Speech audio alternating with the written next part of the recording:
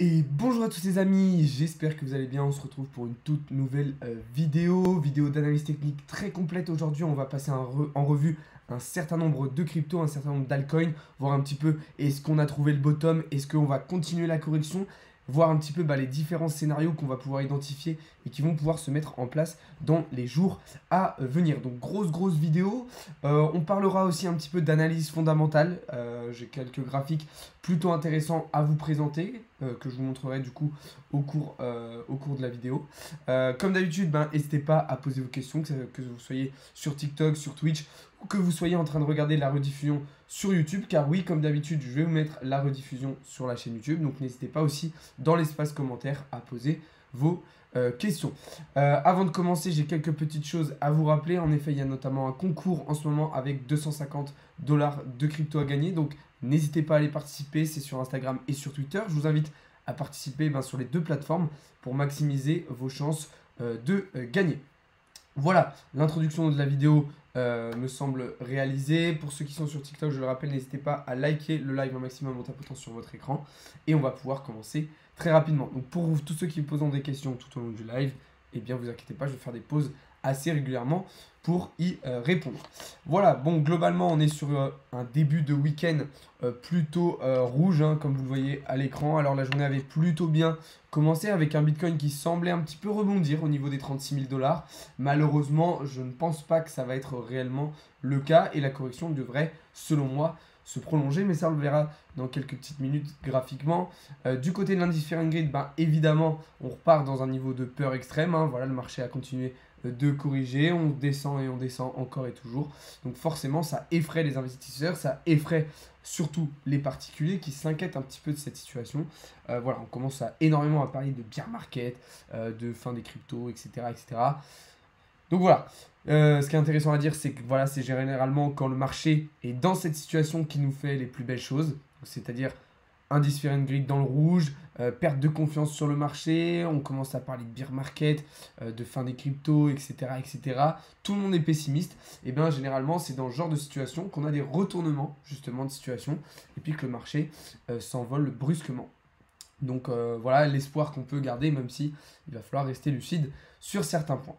D'ailleurs, en parlant de lucidité, on va du coup regarder un petit peu graphiquement ce qui est en train de se passer sur le cours du Bitcoin. Bitcoin, je le rappelle, qui est toujours très corrélé au marché financier traditionnel et c'est ce qu'on va voir tout de suite sur ce graphique.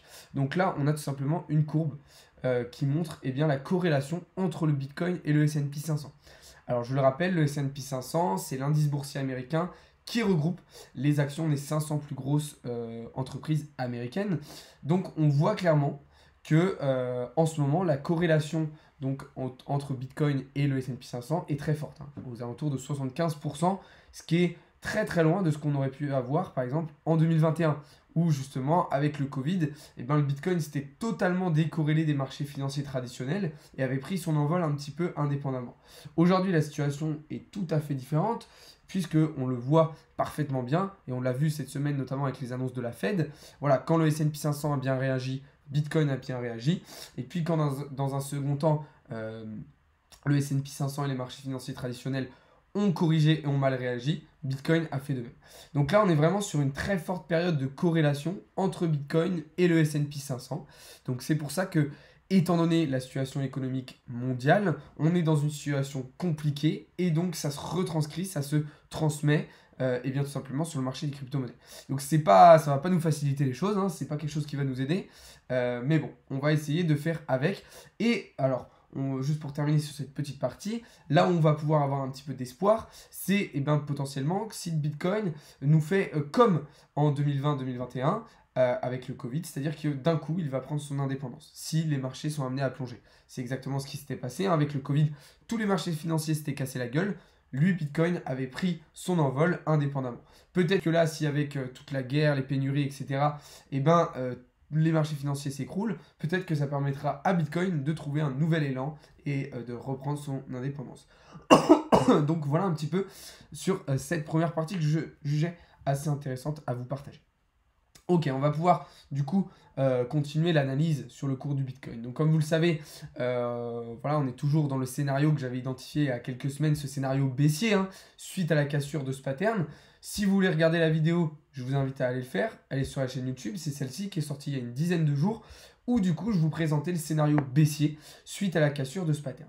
Comme je vous l'ai expliqué les 2 derniers jours, on a été un petit peu piégé par le marché, mais aussi par notre cerveau humain, qui par des biais cognitifs et des biais psychologiques, nous a focus un petit peu trop sur des faux signaux haussiers en H4 à plus court terme, pour nous faire oublier en fait les signaux baissiers qu'on avait en daily. Donc ce scénario, je vous le rappelle, c'était d'une cassure du coup par le bas qui allait nous entraîner dans un premier temps vers les 37 000 $ et dans un deuxième temps vers les 35 000 si les 37 ne tenaient pas. C'est exactement ce qui est en train de se passer. Vous voyez que les 37 000 $ n'ont pas du tout tenu, hein, puisqu'on a clôturé hier bien en dessous. Donc là, l'objectif, selon moi, va être de venir chercher en direction des 34 500 $. Donc là, on sera sur une zone vraiment très importante. Pourquoi? Parce qu'on est sur un bottom. Ok, vous voyez que le bottom il se situe juste ici, hein, donc sur cette ligne ici des 35 000 $, même si on a fait quelques mèches, voilà, un petit peu en dessous pour venir absorber de la liquidité. Donc pour moi, étant donné là, ce qui est en train de se passer, le marché devrait venir justement chercher cette zone des 34 000, enfin des 35 000 $, et pourquoi pas aller chercher un petit peu de liquidité en dessous vers les 34 500 $. Bon, là, ça serait une zone importante. Soit on aura un rebond, et dans ce cas-là, l'objectif sera de nouveau de venir chercher les 40 000, puis les 50 000 $, mais ça ne sera pas une mince affaire. Et dans le cas contraire, si cette fois-ci le support ne tenait pas, alors on irait chercher, selon moi, eh bien, le bas du range weekly dans lequel on est depuis maintenant un certain moment, dans lequel on évolue, donc entre justement ces 30 000 et ces 60 000 $. Donc c'est un gros range, hein, comme vous le voyez. Donc si là, le petit support ici des 35 000 $ ne tenait pas, on reviendrait, selon moi, comme on l'avait fait au mois de juin 2021 et au mois de janvier 2021, eh bien, retester tout simplement ce bas du range. Bon, même si tout ça, ça arrivait dans les prochains jours, on a toujours un espoir. Cet espoir, il se situe cette fois-ci en monthly, puisque tant qu'on ne clôture pas en monthly sous la Kijun, donc vous voyez juste ici, alors rien n'est perdu en fait, tout n'est pas perdu. Parce que voilà, ça nous permettrait de garder en fait cet élan haussier, de garder la formation de ce double bottom qui pourrait nous permettre dans les prochains mois de venir chercher le haut de ce range justement. Le truc c'est que si on clôturait en monthly sous la Kijun, alors ça serait compliqué et on serait renvoyé violemment sur le bas du range et peut-être qu'on resterait bloqué en fait sur le bas du range. Donc c'est pour ça que voilà, même si on va le chercher, le bas de ce range, il va falloir rebondir rapidement dessus pour remonter et pour faire une clôture monthly au-dessus de la Kijun. Sinon, ça va être très très compliqué. Donc voilà un petit peu la situation sur Bitcoin tout simplement. Après voilà, on va surveiller la clôture d'élite ce soir qui devrait nous donner des premières indications sur la suite tout simplement et sur ce qui pourrait se passer dans les prochains jours. Ok, je vais faire une petite pause réponse à vos questions pour voir s'il y a déjà des premières questions intéressantes à répondre. Et puis après, on continuera la partie analyse. Alors, si mon téléphone veut bien tenir, parce que pour l'instant, il n'a pas l'air de vouloir. Salut à tous, en tout cas, bienvenue. Salut à la Côte d'Ivoire. Bienvenue à tous ceux qui arrivent sur le live. T'es chaud d'analyser le CRO? Ouais, on va regarder le CRO dans la vidéo, t'inquiète pas. On peut poser des questions sur des projets. Oui, bien sûr, Cryptoman. VeChain en sueur, j'attends depuis. J'avais acheté. Ouais. Bah, VeChain, ouais, malheureusement, malgré que ça soit un très bon projet, il a du mal à évoluer à la hausse. 32K, puis 38K, puis 30K, puis 70K. C'est ton scénario, Leonardo? Dernière fois, tu me fais une frayeur de ton TikTok, BTC à 100K. Ouais, c'était une petite blague. Je vous ai fait une petite blague en analyse TikTok tout à l'heure, en vous faisant croire, voilà, avec une image, un montage, que le Bitcoin venait d'exploser à 100 000 $. Je vois que certains sont tombés un petit peu dans le piège, c'est assez drôle. Solana, on va regarder ça aussi dans le live, t'inquiète pas, juste après. Vous inquiétez pas. Après la volatilité, c'est sûr qu'on fait ça. Alors vous inquiétez pas, hein, on va analyser beaucoup de crypto, hein, comme je vous l'ai dit en début de live. On va analyser beaucoup de crypto au cours du live justement. Donc vous inquiétez pas, je vois que vous êtes nombreux, vous me demandez le CRO, le Solana, etc. Vous inquiétez pas, on va regarder tout ça. Donc on va poursuivre la partie analyse. Boum, je vous remets face à l'écran et c'est parti. Alors, du coup, comme je vous disais, hop, on va regarder désormais Ethereum qui lui donc a clôturé hier soir en dessous de son pattern daily que vous voyez juste ici. Alors vous allez me dire pourquoi il y a deux courbes qui sont collées. L'autre courbe, donc jaune, c'est tout simplement le pattern weekly. Ok, on va le regarder juste après. Donc là, on voit que Ethereum a clôturé sous son pattern daily et du coup, il a aussi cassé par la même occasion enfin, il n'a pas encore cassé en fait, mais la cassure s'approche vraiment très très rapidement. Son pattern ici en vert qu'on a en H4, qui est un biseau descendant. Donc en fait, c'est ça qui nous sauve un petit peu pour le moment. Voilà. Après maintenant, moi, ce pattern H4, je vais le mettre un petit peu de côté. Et je considère que là, on a ce scénario de double top qui est validé, plus tout simplement la cassure du pattern daily, qui est un bear flag, je le rappelle. Hein. C'est-à-dire que tendance baissière, canal haussier, généralement, c'est un pattern de continuation baissière. Donc moi, clairement, je m'attends à un retour vers les 2500 $ pour Ethereum dans les prochains jours. Évidemment, tout va dépendre de ce que va faire Bitcoin, mais étant donné que Bitcoin devrait, selon moi, venir chercher les 34 500 $, selon moi, Ethereum devrait venir chercher les 2500 $. Donc voilà, comme je vous l'avais expliqué, scénario de bear flag, double top, et puis là, même chose que pour Bitcoin, on s'était fait un petit peu piéger avec un scénario qui donnait de l'espoir en H4, mais du coup, que moi, personnellement, pour le moment, je mets de côté. Donc voilà, retour vers les 2500 $, ça peut être une position à court terme qui peut être intéressante à prendre sur Ethereum. Maintenant, attention, on est dans une situation de marché assez particulière, assez instable, ça va très très vite dans un sens comme dans l'autre, donc il faut rester extrêmement prudent. Pardon, mais voilà un petit peu la situation sur Ethereum. Une crypto qui par contre s'en sort très très bien en ce moment, c'est Algorand. Alors comme vous le savez, l'écosystème Algorand est rentré en partenariat avec la FIFA il y a quelques jours. FIFA, pour ceux qui ne le savent pas, c'est tout simplement la plus grosse institution de football à l'international. Et donc Algorand s'est associé et rentré en partenariat avec la FIFA. Donc Algorand va être partenaire, sponsor de la prochaine Coupe du Monde et puis potentiellement d'autres compétitions internationales à venir dans le football. Donc très intéressant, c'est une très très bonne news, c'est une très bonne fondamentale tout simplement pour Algorand. Et puis on le voit de toute façon sur le cours de cette crypto puisque on est très bienvenu rebondir ici sur le support des 56 centimes. Et puis là, vous voyez qu'on est en train de tenter la cassure tout simplement de ce pattern. Ce pattern, c'est tout simplement un biseau descendant en daily. Biseau descendant, je le rappelle, est un pattern qui généralement casse par le haut. Et là, visiblement, c'est ce qu'on est en train de tenter sur Algorand. Alors maintenant, rien n'est fait. À moyen long terme, il va falloir attendre des confirmations de cassure de ce pattern avant de rentrer en position. Mais par contre, à court terme, aujourd'hui, il y avait des petites positions plutôt intéressantes à prendre. C'est ce qu'on a fait. C'est exactement ce qu'on a fait. Comme vous le voyez juste ici. Donc on est rentré pile poil sur la zone de rebond ici au niveau des 72 centimes. Et puis l'objectif va être d'aller chercher en direction des 78 centimes. Alors vous allez me dire, c'est risqué. Oui, c'est risqué. Mais pourquoi en fait j'ai décidé de faire ça? Parce que voilà, même si on ne confirme pas la cassure ce soir, je pense qu'on va pouvoir aller chercher un petit peu de liquidité. Pour toutes les personnes qui avaient pris des positions, je pense qu'on va pouvoir aller chercher un petit peu de liquidité. Et donc je me suis dit, ça peut être intéressant de prendre un trade. Bon, après, si je vois qu'on a vraiment trop de mal à aller chercher là-haut, bah tant pis, je vais prendre mes profits avant, je vais clôturer mon trade avant, pour histoire d'être sûr tout simplement de clôturer en bénéfice. Je ne vais pas prendre des risques inconsidérés non plus.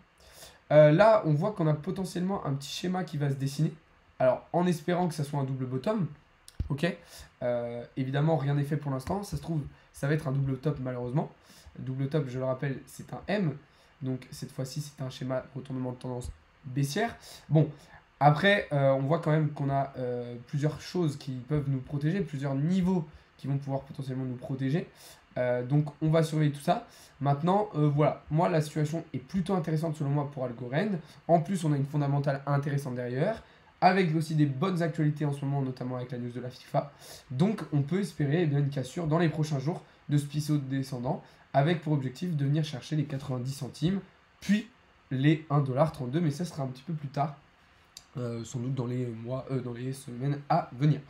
Voilà, on va pouvoir du coup regarder du côté du CRO ce qui est en train de se passer. Je rappelle que le CRO a été gravement en difficulté ces derniers temps, notamment avec les annonces de crypto.com qui ont réduit dans un premier temps les avantages des utilisateurs, et puis hier, comme on l'a dit, qui a finalement décidé de faire machine arrière pour remonter tout simplement les avantages des utilisateurs. Mais bon, tout ça, c'est pas très très bon signe pour crypto.com qui est en difficulté financière. On le sait, voilà, ils ont dépensé énormément d'argent dans du marketing, dans de la communication. Ils sont partout, ils sont sponsors un petit peu de partout, en football, en Formule 1, en UFC. Et donc voilà, ils ont été obligés de sacrifier, on va dire, un petit peu les avantages de leurs utilisateurs pour assurer la pérennité financière de leur écosystème. Graphiquement, bah, comme vous le voyez juste ici, on a cassé ce gros triangle de compression daily par le bas. Donc c'est dommage. C'est dommage, c'est dommage. Bon, maintenant, on voit que ici on n'a pas forcément de support, on n'a pas forcément de structure importante qui vont nous protéger. Hormis ici après au niveau des 19 centimes. Voilà, là où il y a mon curseur, hein, comme vous voyez. Là, pour moi, on va avoir une zone de support. Mais du coup, ça fait quand même un bon no man's land quand même, où il y a un peu rien, en fait. Toutes ces zones pour le CRO où il y a un peu rien. Et donc, bah, ça pourrait faire une descente assez fulgurante, assez forte. Évidemment, tout va dépendre de ce que le marché va faire aussi. Mais voilà, comme on le disait en début de live, bah, si le Bitcoin est amené à redescendre vers les 34 500 $, on pourrait voir, selon moi, un CRO descendre aussi en direction des 20 centimes. Alors peut-être qu'il s'arrêtera un petit peu avant le support. On voit qu'on a ici quelques tops qui pourraient nous ralentir dans un premier temps. Mais sinon, l'objectif sera clairement de venir chercher les 20 centimes pour le CRO. Donc ça va être assez compliqué, voilà. Mais bon, moi personnellement, c'est une crypto en laquelle je crois toujours parce que voilà, crypto.com, même si là en ce moment ils sont en difficulté, ça reste quand même un exchange qui est bien en place et qui devrait se relever de ces difficultés-là. Si ça prend pas trop de temps, évidemment. Bon, sinon, après, à plus long terme, pour le CRO, je vous le rappelle, l'objectif, bah, c'est de venir chercher les targets en direction des 1,31$, puis 1,48$. Mais bon, ça sera bien plus tard, hein, ça va pas être une mince affaire. Il va y avoir un bon bout de chemin à faire avant d'aller chercher ces targets-là. Donc voilà un petit peu pour le CRO. Du côté du Solana, vous aviez été nombreux à me le demander. Solana qui est actuellement en train de revenir tester bien, son support des 80 centimes. 80 $, comme vous le voyez juste ici. Donc on s'approche de nouveau bien, de cette trendline hein, qu'on avait cassée par le haut il y a un petit moment déjà, donc plutôt intéressant. Peut-être qu'on est tout simplement en train de venir valider un pullback, ce qui pourrait nous permettre de revenir assez rapidement après chercher les 135 $.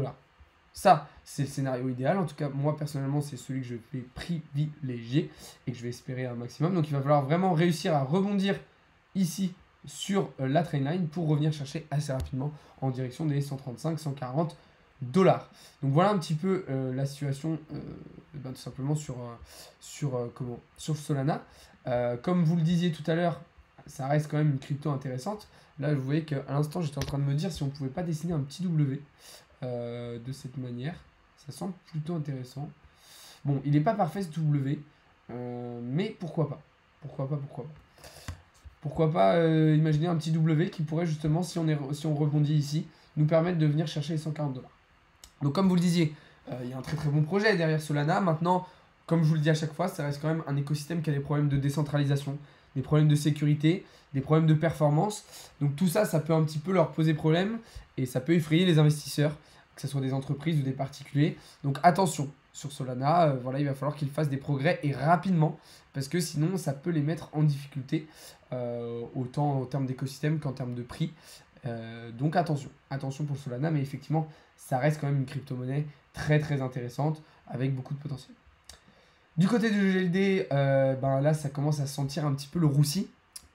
Tout simplement parce que on semble ne pas réussir à rebondir sur le bas du range, ici au niveau des 130 $, ce qui va donc potentiellement annuler le scénario de double bottom ici que vous voyez en bleu. Donc c'est vraiment dommage parce que ça aurait pu nous permettre de venir chercher des targets en direction des 215 $, pour venir en fait tout simplement rechercher le haut du range. Malheureusement, on ne semble pas y parvenir. Donc situation assez compliquée pour EGLD, mais ça je vous l'avais déjà présenté dans les derniers jours. De son côté, ADA, lui a tout simplement réintégré son pattern en H4, ce biseau descendant en H4. C'est dommage parce que on l'avait bien cassé par le haut et puis vous voyez que là on revient travailler tout simplement dessus. Alors on l'a pas vraiment réintégré, hein, j'ai dit une bêtise, en fait on vient rebondir pour le moment dessus. Donc attention, est-ce qu'on va réussir à tenir ce support au niveau des 78 centimes pour justement revenir chercher dans un deuxième temps les targets qu'on s'était fixés vers les 91 centimes dans les jours à venir, ou est-ce qu'on va réintégrer et dans ce cas-là on va prolonger tout simplement cette tendance baissière.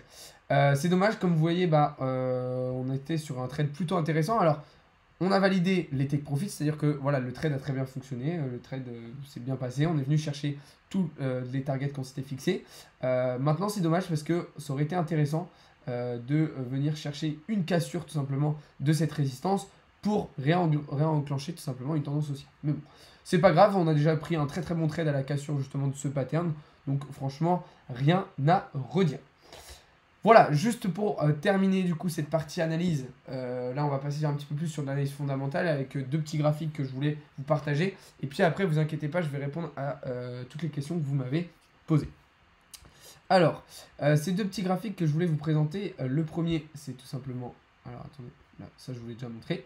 C'est tout simplement celui-ci, donc c'est en gros l'intérêt. L'intérêt tout simplement sur Google de Bitcoin et des crypto-monnaies.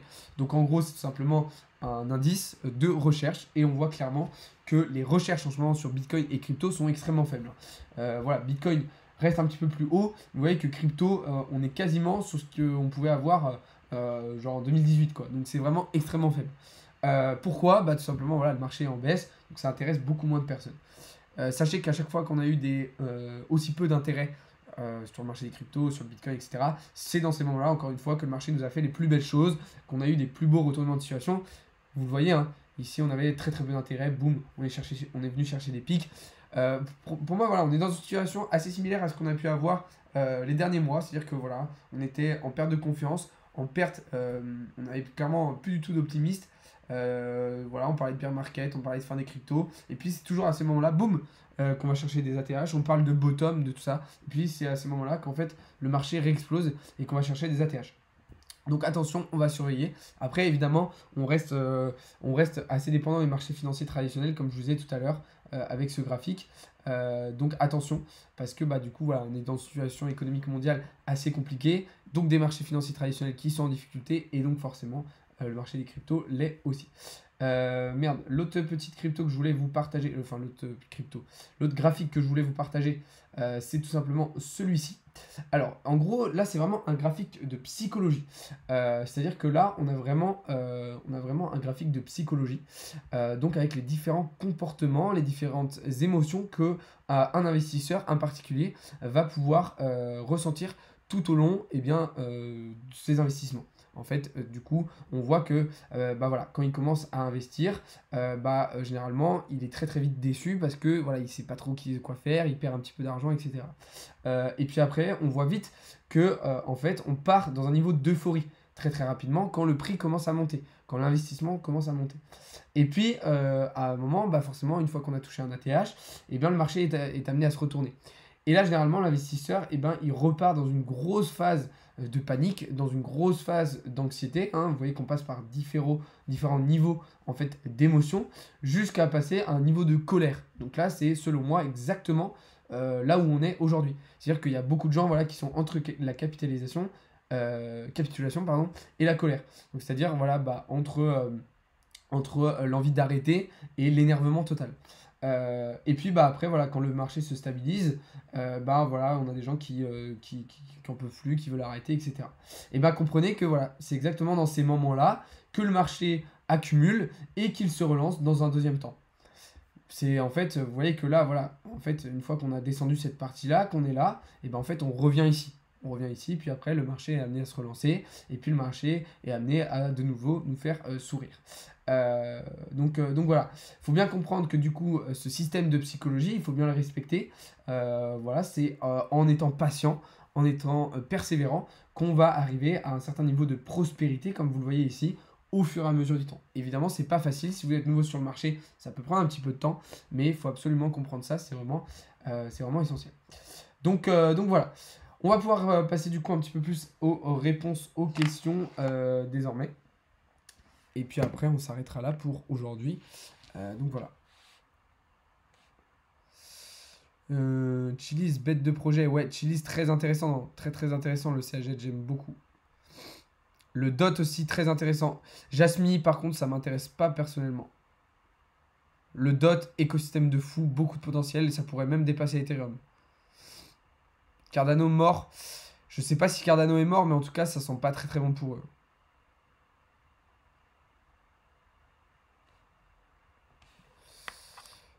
Si, je lis les commentaires. C'est juste, voilà, à chaque fois dans mes lives, comme je vous l'explique, il y a des parties où je suis en explication, où voilà, je vous montre quelque chose, et puis dans une deuxième partie, je réponds à vos questions. Je suis pas tout le temps, en fait, c'est pas des lives où je suis juste en train de répondre à vos questions. Le but, c'est voilà, de vous faire des explications aussi, quoi. Voilà. Le band, pourquoi pas? Après, c'est pas l'écosystème qui m'intéresse le plus, mais pourquoi pas? Tu penses que le BTC a des chances de chuter encore en dessous des 34 500? Oui, c'est ce que j'ai expliqué en début de live en taux, David. D'ailleurs, je t'invite à aller voir la rediffusion que je vais mettre juste après sur YouTube. Mais effectivement, c'est quelque chose qui est possible selon moi. Donc voilà. En tout cas, les amis, on va arriver au terme de ce live. Je vous remercie d'avoir été présent. Je vous invite à aller participer au concours sur Instagram et sur Twitter en ce moment. Il y a notamment 250 $ de crypto à gagner. Donc allez voir voilà, sur Instagram et sur Twitter. Je vous conseille de participer sur les deux plateformes pour maximiser vos chances de gain. Je vous invite à vous abonner un petit peu partout. Allez voir la rediffusion du live si vous n'avez pas pu être présent l'intégralité et bien tout simplement sur YouTube. Et puis voilà.